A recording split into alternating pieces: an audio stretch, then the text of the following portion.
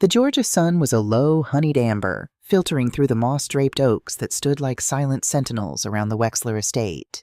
Inside the kitchen, the air was thick, not with the humidity of the South, but with the heavy, sweet scent of roasted sweet potatoes, cinnamon, and nutmeg. Monica Wexler, 62 years of grace and weathered strength, wiped a bead of sweat from her brow with the back of a flour-dusted hand. She moved with a practiced rhythm, a slow, deliberate dance she had performed in this kitchen for 40 years. Her kitchen was a sanctuary of copper pots and cast-iron skillets, each one holding a ghost of a meal past. On the counter sat 4 sweet potato pies, their crusts crimped to perfection, glowing like burnished gold. These weren't just desserts, they were her currency. They were the physical manifestation of her love, a recipe passed down from a grandmother who had known the bitterness of the fields and the sweetness of survival. Monica looked at the pile of envelopes tucked under a ceramic rooster on the side table. At the very top was a legal notice, stamped and finalized, paid in full. It was the final installment of the loan she had taken against her own retirement, the pension she had earned over 30 years of teaching American history to restless teenagers. She had liquidated her savings, signed away her security, and lived on canned soup and garden greens for 3 years just so her son, Greg, could secure the Series A funding for his tech startup in Chicago. "A Wexler man doesn't beg, Mama," Greg had told her 3 years ago, his voice full of that smooth northern ambition that always made her feel a little bit like an outsider in his life. "We build. We own." So she had let him build on her back.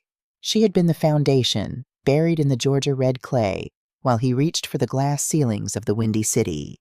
The silence of the house was broken by the sharp digital trill of her iPhone. She didn't even have to look at the screen to know who it was. She had assigned a specific ringtone to Greg, a gospel instrumental of amazing grace. "Hey, baby," Monica said, her voice a warm contralto that carried the lilt of the Savannah River. "Mama, you still coming, right?" Greg's voice was hurried, the background noise of Chicago traffic bleeding through the speaker. "The kids won't stop asking. Ruby even drew a picture of your pies for her school project." Monica smiled, her heart giving a little tug at the mention of her granddaughter. "I'm packing the pies right now, Greg. My knees are putting up a fuss with this cold front coming in, but I'll be there. I promised, didn't I?" "Good, good," Greg said, though he sounded distracted. "And listen, Mama, I've got some really important people coming over this year. Investors, people who can take the company global.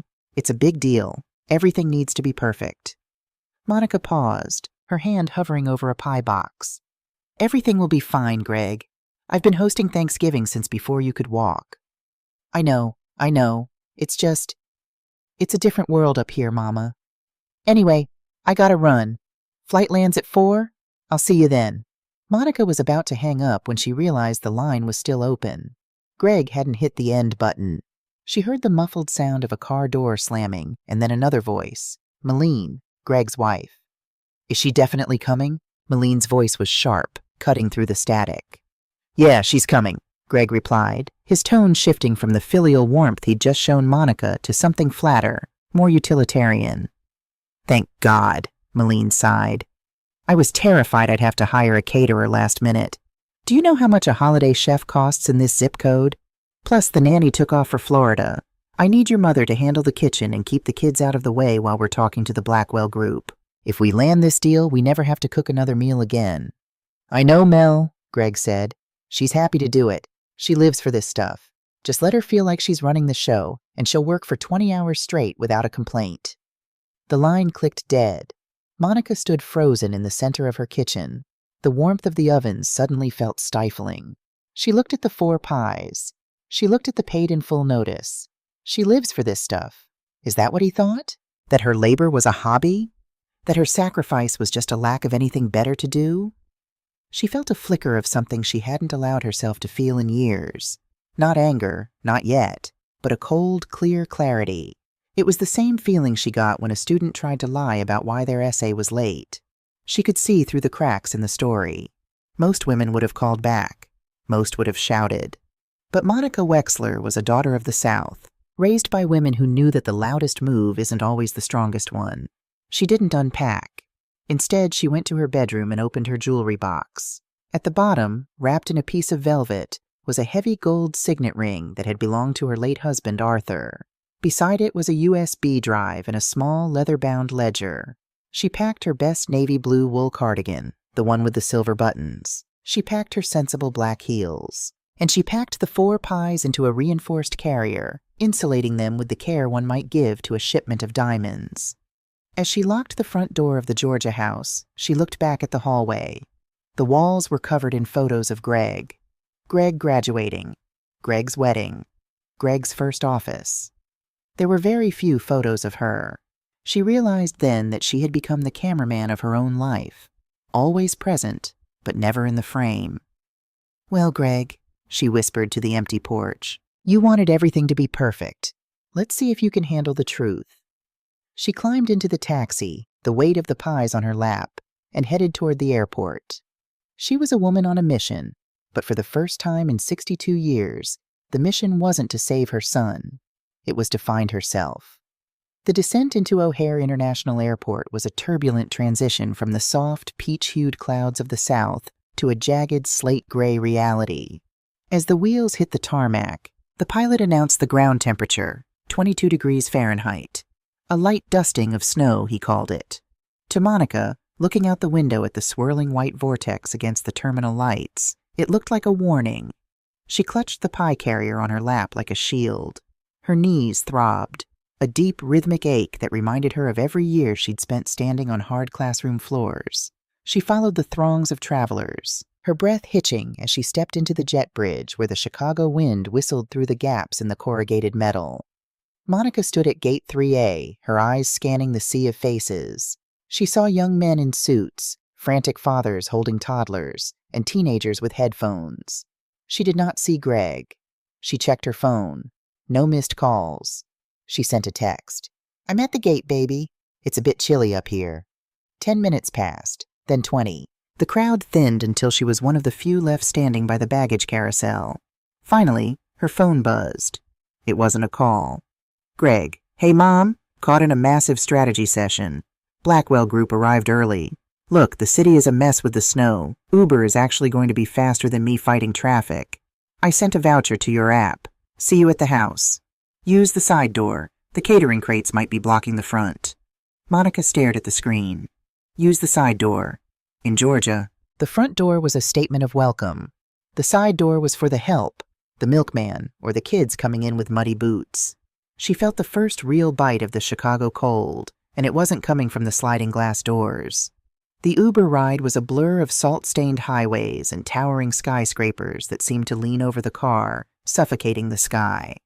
Monica sat in the back, the smell of the driver's cheap air freshener mixing with the sweet scent of her pies.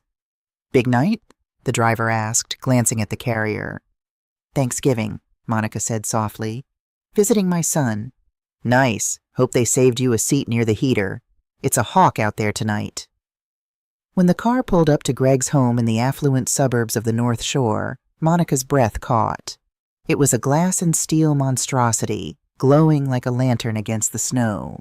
It was a house built of Series A funding and her liquidated pension. She rolled her suitcase toward the front walk, but as Greg had warned, it was blocked. Huge wooden crates labeled Exquisite Eats Catering and Vintage Vineyards were stacked 3 high. She detoured to the side, her sensible heels slipping on a patch of black ice.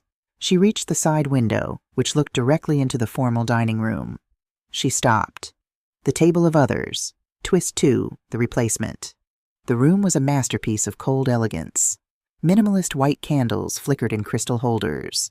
A long oak table was set for 20. At the head of the table, the seat Monica usually occupied during her rare visits, sat a woman with hair the color of expensive champagne and a face pulled tight by years of high-end dermatologists. It was Sandra, Malene's mother. Sandra was laughing, holding a glass of dark red wine, gesturing toward a platter of appetizers that looked like tiny works of art. Greg was standing behind her, his hand resting familiarly on Sandra's shoulder.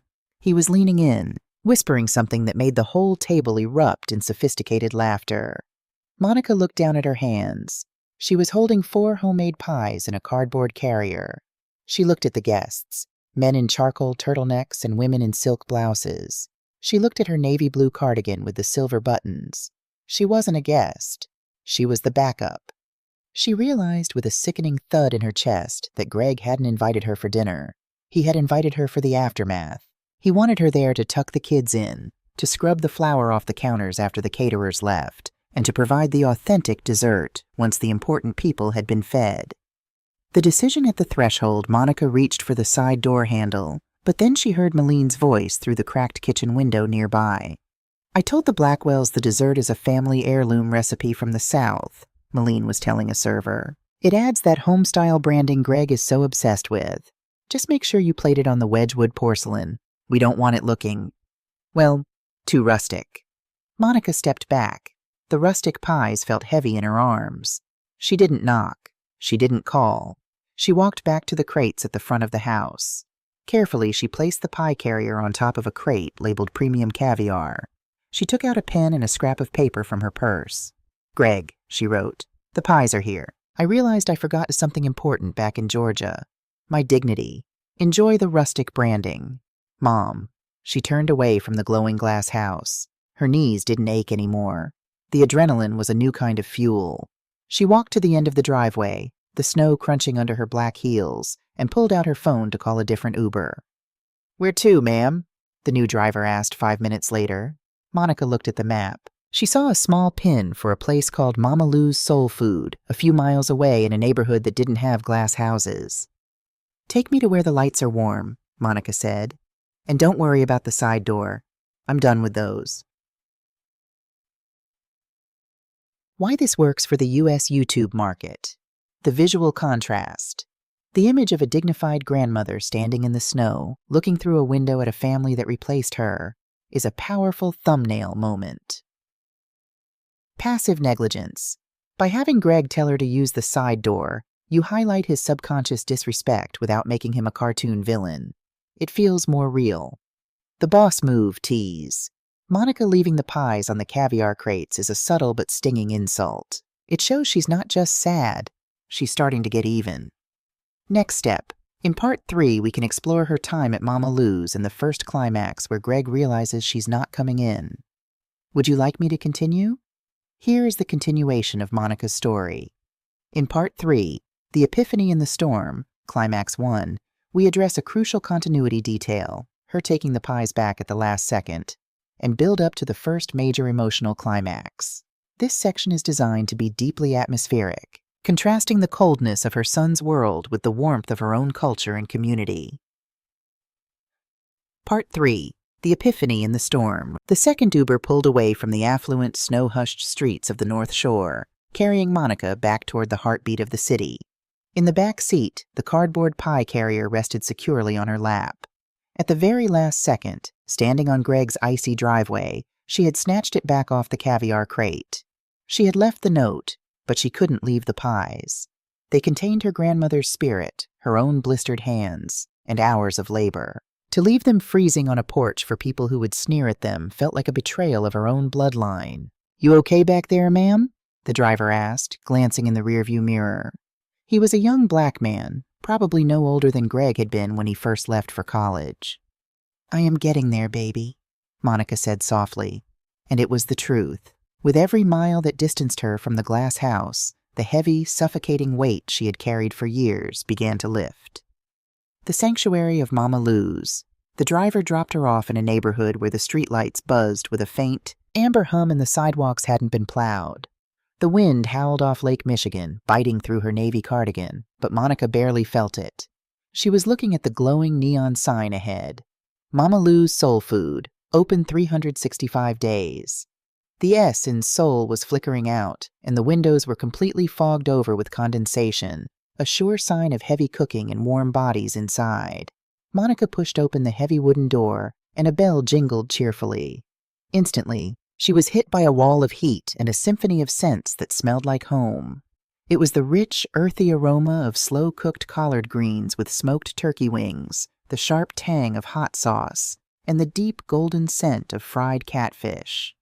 It didn't smell like a catered corporate event. It smelled like Sunday after church. The diner wasn't full, but it wasn't empty either. At the counter sat an older man in a faded army surplus jacket, staring into a cup of black coffee. In a corner booth, a young couple looked exhausted. a sleeping baby bundled in a puffy coat between them. 2 college students, far from home, were laughing over a shared plate of ribs. They were the city's Thanksgiving strays, the folks who didn't have a grand table to sit at, or a table at all. Behind the counter, a woman with a bright red apron and silver hair woven into neat braids looked up. "Welcome in, sugar. Grab any booth you like. It's warm by the radiator." "Thank you," Monica smiled. She slid into a red vinyl booth that squeaked in protest. She placed her suitcase beside her and set the pie carrier gently on the table. The breaking of bread. A young waitress, looking dead on her feet but offering a genuine smile, came over with a menu. "What can I get you, ma'am? Kitchen's out of yams, but we got plenty of mac and cheese." "Just a pot of hot tea, please," Monica said. Then she looked at the cardboard carrier. She looked at the veteran at the counter, the young parents, the students. She looked back at the waitress. "Actually, baby, do you have some paper plates and plastic forks?" The waitress blinked. "Yes, ma'am." "Bring them. Enough for everyone in here." When the waitress returned with a stack of flimsy white plates, Monica opened the carrier. The rich scent of cinnamon, brown sugar, and perfectly baked sweet potato filled the immediate air, cutting through the smell of the fryer grease. Monica stood up. Her knees didn't ache. She walked over to the veteran first, placing a generous slice of the golden brown pie in front of him. He looked up, startled. "Happy Thanksgiving, sir," Monica said warmly. She walked to the young parents, sliding 2 pieces onto their table. "You look like you need the energy. Happy Thanksgiving." By the time she reached the college kids and gave a slice to Mama Lou and the waitress, the diner had gone quiet. The veteran took a bite. He closed his eyes, his shoulders dropping as if he had just been relieved of a heavy pack. "Lord have mercy," the veteran whispered, his voice thick with sudden emotion. "Ma'am, this tastes exactly like my mother's. I haven't been home to Mississippi in 20 years. It's a Georgia recipe," Monica smiled, sitting back down at her booth with her own slice and her hot tea. "But the love in it speaks the same language." For the next 20 minutes, Mama Lou's diner transformed. It wasn't a room full of strangers anymore. They were talking across tables. The college kids bought the veteran another coffee. The waitress sat down for a 5-minute break to eat her pie, groaning in sheer delight. Monica sat in the corner, eating her pie off a paper plate with a plastic fork. It was the best Thanksgiving meal she had eaten in 15 years. There was no Wedgwood porcelain, no crystal wine glasses, no corporate investors. Just genuine, unfiltered gratitude. The call. Climax 1. Then the silence was shattered by the sound of Amazing Grace. Monica's phone lit up on the Formica table. Greg, mobile. The diners didn't notice the phone, but to Monica, the ringtone suddenly sounded less like a hymn and more like a siren. She stared at the screen. A year ago, a month ago, even 3 hours ago, she would have answered on the first ring, panicked that he was worried about her. She let it ring 3 times. Then, she slid her thumb across the screen and lifted the phone to her ear. She didn't say hello. "Mom?" Greg's voice exploded through the speaker. He wasn't worried. He was furious. "Are you out of your mind? I sent Malene to the side door to get you, and she finds a note on top of a box of caviar. Do you know how much that caviar cost?" Monica took a sip of her tea. "I don't, Greg, but I know exactly how much my dignity costs, and I couldn't afford to leave it on your driveway." "Dignity? Mom? What are you talking about?"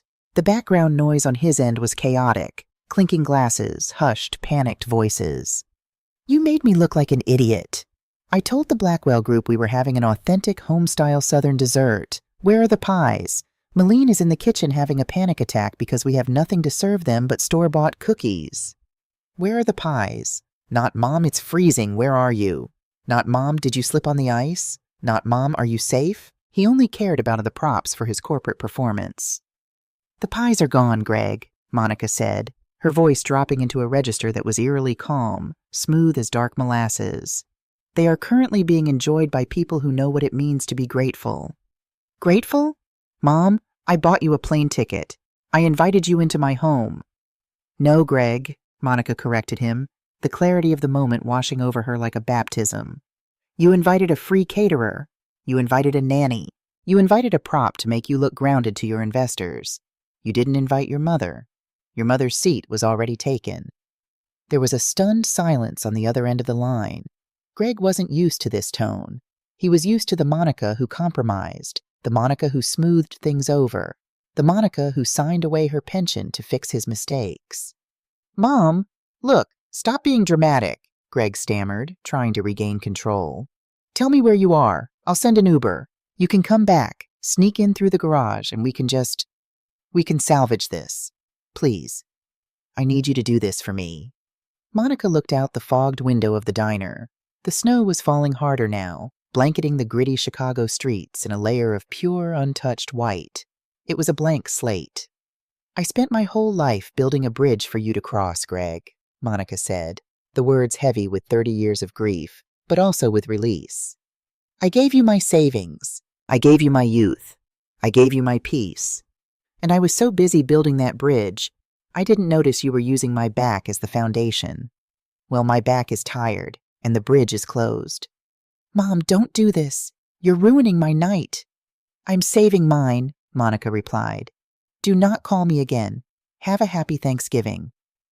She pulled the phone away from her ear.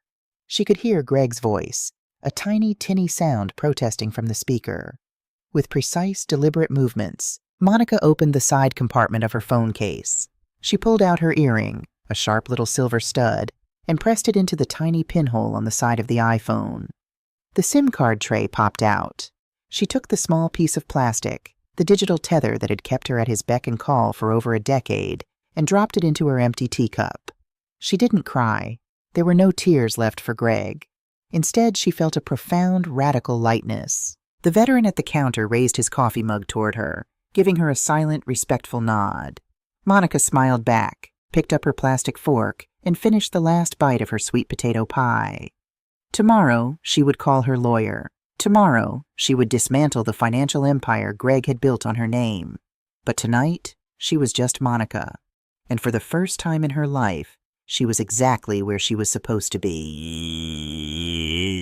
Creator notes for YouTube production. 1. Audio/music cues. When Monica is in the Uber, use a cold ambient wind sound. When she opens the door to Mama Lou's, immediately transition to a warm, soulful jazz or subtle gospel piano track. When the phone rings, Amazing Grace, make the ringtone abrupt and jarring, interrupting the cozy atmosphere.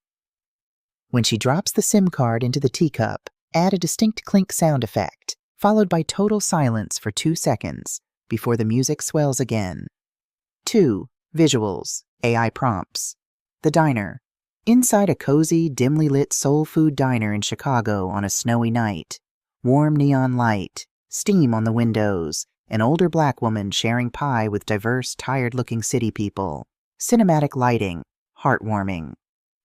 The phone call. A close-up of a dignified 62-year-old black woman's face, bathed in the warm light of a diner booth. She is holding a smartphone away from her ear, her expression unbothered, resolute, and powerful. 3.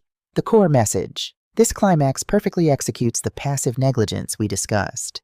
The audience will be furious that Greg asked about the pies before asking about her safety. Her response is the ultimate mic drop moment that viewers in the U.S. market love to clip for TikTok and YouTube Shorts. Would you like me to continue with Part 4, where Monica discovers the truth about the house and teams up with her granddaughter Emma? Here is the continuation of Monica's story.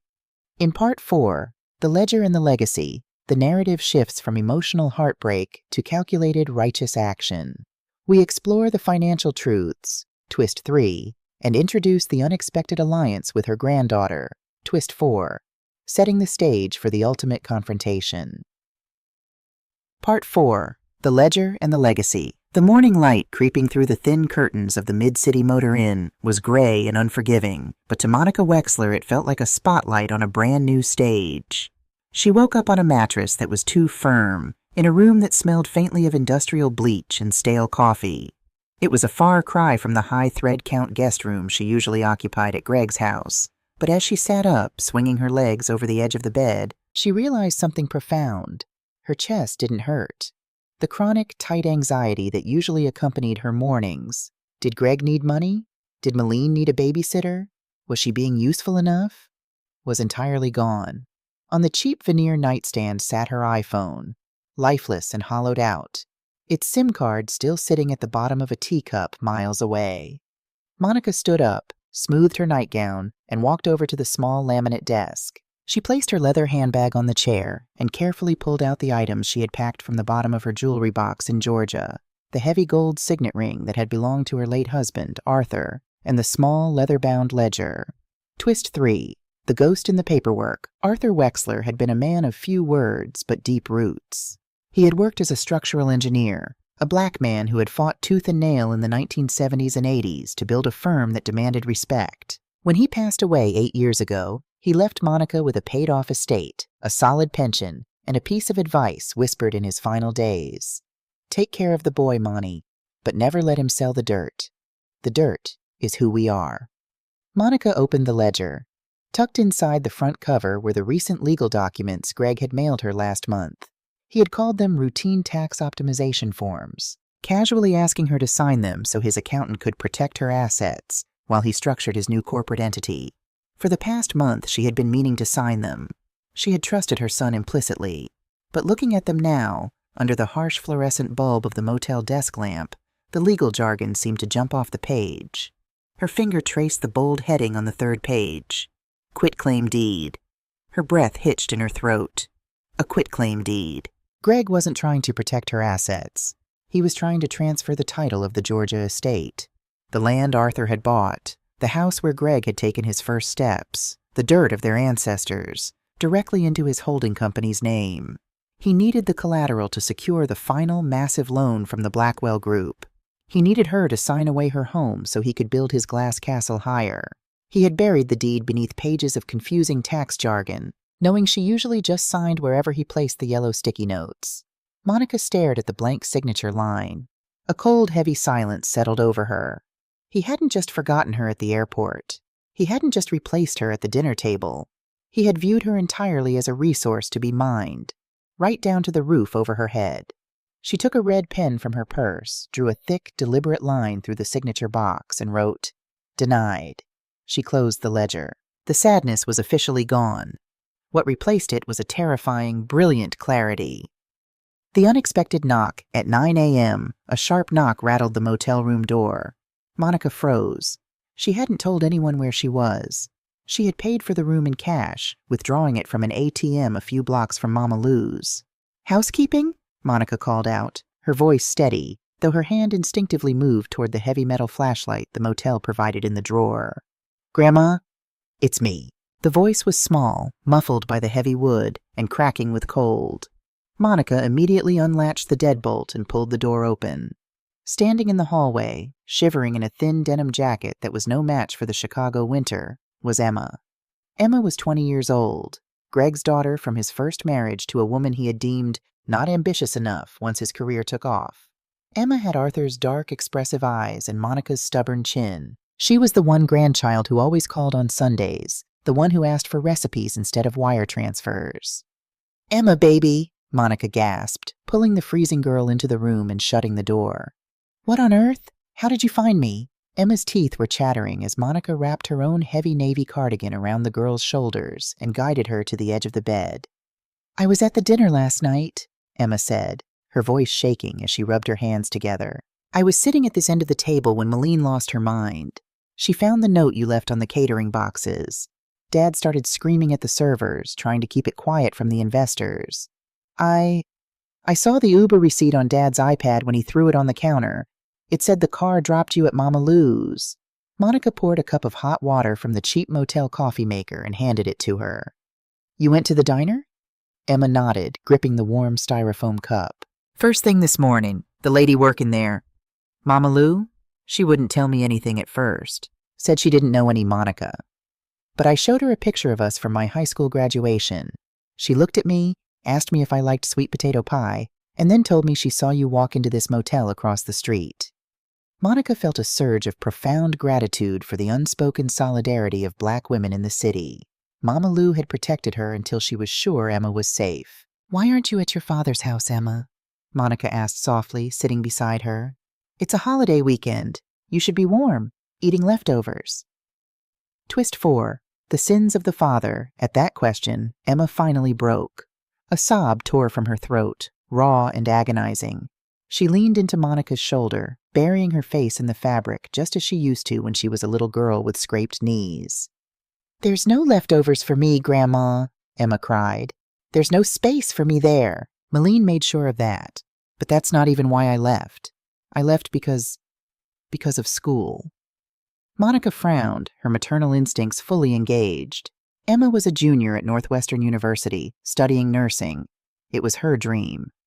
"What about school, sweetheart? Did you fail a class? You know we can get you a tutor." "I'm dropping out, Grandma," Emma whispered, pulling back to look Monica in the eye. Her face was streaked with tears. "I got a notice from the bursar's office on Wednesday. My tuition hasn't been paid for the semester. They're unenrolling me on Monday." Monica felt the blood roar in her ears. "That's impossible. Your grandfather and I set up a 529 college savings plan for you the day you were born. We fully funded it. There's over $80,000 in that account. Your father is the custodian." Emma shook her head, a bitter, broken smile touching her lips. "I confronted him about it last night, after the guests left. He locked himself in his office, but I wouldn't leave. He finally told me." She took a shaky breath. "He drained it, Grandma. He pulled every cent out of my college fund 6 months ago. He said he needed the liquidity to show the Blackwell Group he had skin in the game. He told me not to be selfish. He said once the company goes public, he'll pay for any medical school I want." Monica sat perfectly still. The silence in the room was absolute, save for the hum of the motel's radiator. Greg hadn't just mortgaged his own soul. He had stolen his daughter's future to build his present. He had taken the money Arthur had painstakingly saved, money meant to ensure the next generation of Wexlers wouldn't have to struggle, and gambled it on an app.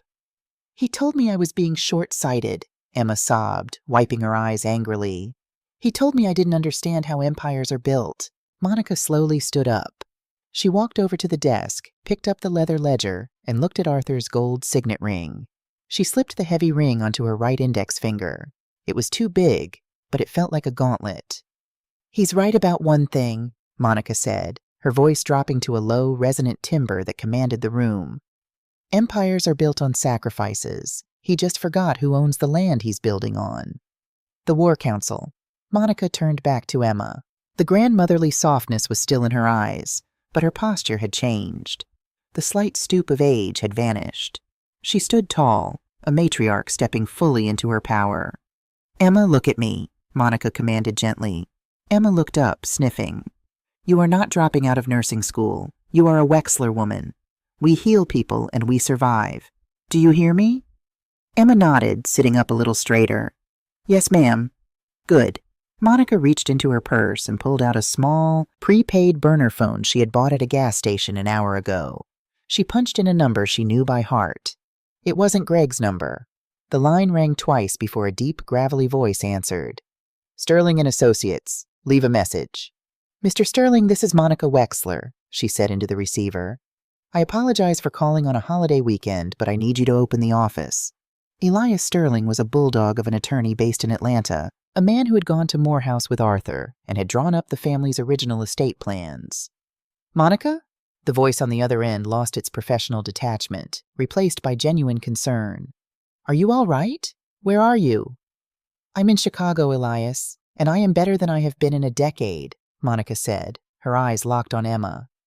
"I need to enact the contingency plans Arthur and I discussed before he passed, the ones regarding Greg's financial access." There was a long pause on the other end of the line. Elias sighed, a sound heavy with history. "He finally crossed the line, didn't he?" "He crossed the line, burned the bridge, and tried to sell the water beneath it," Monica replied flatly. "I am looking at a quitclaim deed he tried to trick me into signing for the Georgia house. He also drained Emma's 529 account. I need everything frozen, Elias. Every account my name is attached to. I want the line of credit to his company revoked. I want my pension separated from his holding firm. And I want to set up an irrevocable trust for the Georgia estate, with Emma as the sole beneficiary." Emma gasped, her hands flying to her mouth. "Monica," Elias said, his lawyerly caution kicking in, "if I pull the line of credit on his holding firm, it will trigger an immediate default on his secondary loans. If he's in the middle of a funding round, this could collapse his entire company." "His company is built on stolen bricks, Elias. Let it fall. Understood, Elias said, his tone turning crisp and professional. I'll have the injunctions filed digitally within the hour. By the time the banks open on Monday, he won't be able to buy a cup of coffee with your money. Thank you, Elias. Have the trust documents ready for me to sign by Tuesday. Monica hung up the burner phone. She looked at Emma, who was staring at her grandmother as if seeing her for the first time. She wasn't just the sweet woman who baked pies and knitted scarves. She was the immovable object. Grandma, Emma whispered, what did you just do? Monica walked over, sat beside her granddaughter, and took Emma's cold hands in her own warm ones. I just stopped being his safety net, baby, Monica said, a small, fierce smile touching her lips. Now get your coat. Let's go find a nice place for breakfast. We have a flight to catch, and we need to plan a trip to Jamaica. I hear the weather this time of year is beautiful. Creator notes for YouTube production. 1. Pacing and emotion. This section shifts the genre from family drama to legal/financial revenge.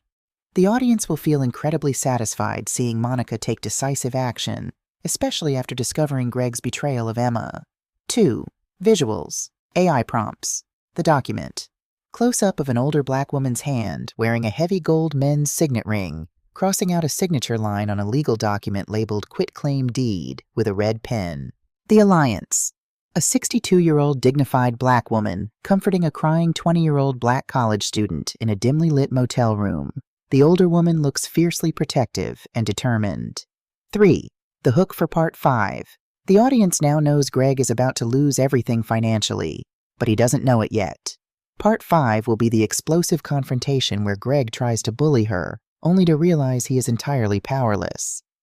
This concludes Part 4. Would you like me to proceed to the final chapter, Part 5, Climax 2, focusing on the ultimate showdown between Monica, Emma, and Greg? Here is the final chapter of Monica's journey. In Part 5, the final showdown in the first flight, the narrative delivers the ultimate emotional and financial payoff. The tone here shifts from quiet realization to absolute, unshakable power, providing the deeply satisfying conclusion your audience is looking for. Part 5. The Final Showdown and the First Flight. By Tuesday morning, the Mid-City Motor Inn felt less like a cheap motel and more like a war room where a decisive victory had already been mapped out. Monica's suitcase was neatly packed, her navy cardigan brushed free of any Chicago lint, and her posture straight. Beside her, Emma was securing the zipper on her canvas duffel bag, a newfound lightness in her movements. The paperwork from Elias Sterling had been digitally signed, notarized by a mobile notary Monica had hired to come to the motel room, and filed. The accounts were frozen. The lines of credit were severed. The Georgia estate was locked away. Monica was pouring the last 2 cups of motel coffee when the heavy, frantic pounding shook the thin door in its frame. It wasn't a polite knock. It was the sound of a man whose world was collapsing. "Open the door, Mom. I know you're in there." Greg's voice was muffled but unmistakable, frantic and entirely stripped of its usual corporate polish. Emma froze, her eyes wide, glancing at her grandmother. Monica simply took a slow sip of her coffee, set the styrofoam cup down on the laminate desk, and nodded. "Let him in, baby. The ambush." Emma unlatched the deadbolt and stepped back. The door flew open, letting in a blast of freezing hallway air and a furious Greg. He was wearing a $2,000 tailored charcoal suit that looked entirely out of place against the motel's stained floral carpet. Behind him, hovering in the doorway with her arms crossed tightly over a designer wool coat, was Malene. Her face was pale, the curated Thanksgiving smile completely gone. Greg stormed into the center of the room, his eyes darting from the cheap bedspread to Emma, and finally settling on Monica. He looked disheveled. He hadn't slept. "What did you do?" Greg demanded, his voice vibrating with barely contained rage. He held up his smartphone, the screen displaying a cascade of red banking alerts. "I tried to pay the caterers this morning. The card was declined. I called the bank and they told me the primary account holder, you, froze the assets. Do you have any idea what you've done?" Monica remained standing by the desk, her hands folded gracefully in front of her. "I know exactly what I did, Greg. I stopped the bleeding." "The bleeding?" Greg barked a harsh, desperate laugh. "You just slit my throat. The Blackwell Group was supposed to wire the Series B funding today.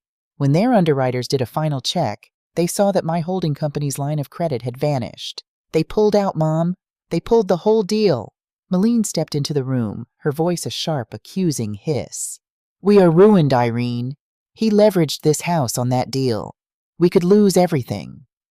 Monica looked at her daughter-in-law, her expression completely unreadable. You mean the glass house?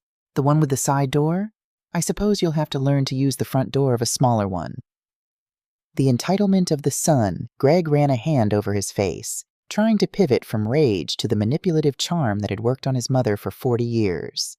He took a step forward, lowering his voice, attempting to sound like the wounded boy who needed his mother to fix it. Mom, please. I know you were hurt about Thursday. I admit it. I messed up. Malene messed up. We were stressed and we took you for granted. I am sorry. He spread his hands, palms up. But you are punishing me for one bad night by destroying 10 years of my hard work. You're my mother. You are supposed to support me. You owe me a chance to fix this. Monica felt the familiar pull of guilt, the deep maternal instinct to soothe her child. But then she felt the cold, heavy weight of Arthur's signet ring on her finger. She looked at Emma, who was standing quietly in the corner, a victim of Greg's hard work. I don't owe you anything, Greg, Monica said, her voice dropping into a low, resonant register that commanded the absolute silence of the room. And this isn't about one bad night. This is about 15 years of you treating me like an ATM with a pulse. That's not true. It is the absolute truth, Monica fired back, the southern steel finally flashing in her eyes. I paid your mortgage when you started this company. I bought your cars. I paid for your children's private preschools. And in return, I got an invitation to be your free kitchen help while you sat my replacement at the head of the table. You didn't invite me here to be your mother, Greg. You invited me because I was useful. Greg's jaw tightened. The charm vanished, replaced by a cold, calculating glare. Fine. You want to be petty? Be petty. Keep your little pension. I'll just call the broker in Atlanta today. I didn't want to do this, but I'll list the Georgia estate. The market is hot. That land alone will cover the bridge loan I need to keep the company afloat until I find new investors. Malene exhaled a sigh of relief, leaning against the door frame. Thank God. See, Greg? I told you we had a backup. Climax 2. Twist 5. Revealed. Monica didn't blink. She reached into her leather handbag and pulled out a thick, blue legal folder with Elias Sterling's firm logo embossed on the front. She tossed it onto the motel bed. It landed with a heavy, satisfying thud. You can't sell the Georgia estate, Greg, Monica said softly.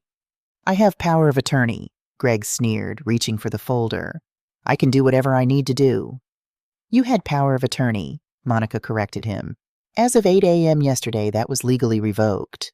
And as of 9 a.m. this morning, the deed to the Georgia estate, the land, the house, and every cent of my remaining liquid assets were irrevocably transferred. Greg froze, his hand hovering over the folder. He looked up, his face draining of color. Transferred? To who? Monica turned her head and looked warmly at her granddaughter. To the Wexler Family Trust, with Emma as the sole irrevocable beneficiary. The silence that followed was absolute. It was the sound of a man realizing that the ground he thought he stood on had been completely pulled out from under him. What? Malene shrieked, her voice cracking. She glared at Emma. You gave everything to this little dropout? Don't you dare speak to her that way, Monica snapped, stepping between Malene and Emma, her presence suddenly towering in the small room. She is not a dropout.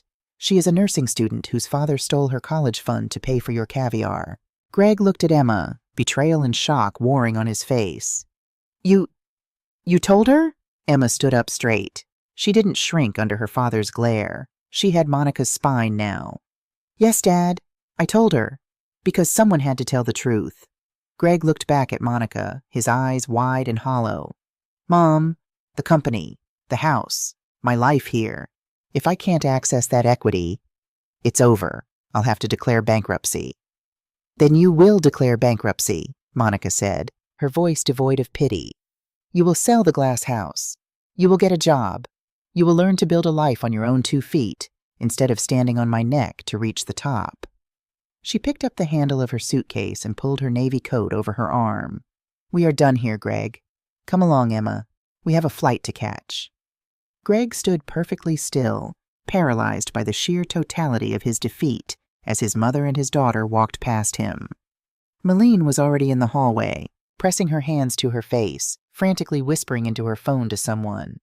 As Monica reached the doorway, she stopped and looked back at her son one last time. "Arthur told me to take care of you, Greg," she said quietly. "And for a long time I thought that meant giving you everything you asked for. I was wrong. Sometimes taking care of a man means letting him fall so he can finally learn how to stand up." She closed the door behind her, leaving Greg standing alone in the cheap motel room, surrounded by the consequences of his own making. The first flight. 3 days later, the air was no longer 22 degrees and smelling of exhaust. It was 85 degrees, smelling of sea salt, roasted jerk spices, and blooming hibiscus. Monica Wexler sat in a plush lounge chair on the pristine white sands of Montego Bay, Jamaica. She was wearing a wide-brimmed straw hat, oversized sunglasses, and a vibrant, emerald green sundress that moved beautifully in the ocean breeze. Beside her, Emma was laughing as she tried to balance a towering, colorful drink decorated with 3 paper umbrellas. "Grandma, I still can't believe we just left," Emma smiled, taking a sip of the fruit punch. "I keep expecting my phone to ring." "Let it ring, baby," Monica smiled, adjusting her sunglasses. "We are on island time now." Elias had handled the fallout in Chicago perfectly. Greg's calls were being routed directly to the law firm. Emma's tuition had been paid in full from the new trust, securing her spot for the spring semester. And Monica, for the first time in 40 years, she didn't have a schedule to keep, a meal to cook for ungrateful guests, or a problem to solve. A handsome Jamaican waiter in a crisp white shirt approached their chairs, carrying a silver tray. "Excuse me, beautiful ladies," he smiled warmly, his accent thick and melodious. "Can I get you anything else? Another rum punch for the matriarch?" Monica looked out at the crystal-clear, turquoise water stretching endlessly toward the horizon. She thought about the dark, cramped diner in Chicago. She thought about the heavy pies on the cold driveway. And then she looked at the bright, open sky above her. "Yes, thank you, baby," Monica smiled, taking a deep, liberating breath. "I'll have another, and put it on my tab. I'm paying for myself from now on." The sun beat down, warming her aching knees, warming her soul. The chair at the head of the table in Chicago was empty, but Monica Wexler had finally found her true place in the sun. YouTube creator strategy and title ideas. To maximize the impact of this final chapter on your channel, lean heavily into the satisfying revenge/karma aspect, combined with the empowering self-love theme. Visual hook for the video. Start the video with the B-roll of the luxurious Jamaican beach, using your AI video tools. Then smash cut to the dingy motel room to show the contrast of where she had to go to get her freedom. Required title options. Optimized for your My Parents requirement and SEO. My parents built that estate. When my greedy son betrayed me, I took it all back. I cut off my son to protect what my parents left me, a mother's final lesson. My parents warned me about ungrateful children. At 62, I finally listened. Community tab engagement. Ask your viewers. Was Monica too harsh on Greg at the end, or did he get exactly what he deserved? Let me know below. This will drive massive comment engagement from your target demographic of women 40+.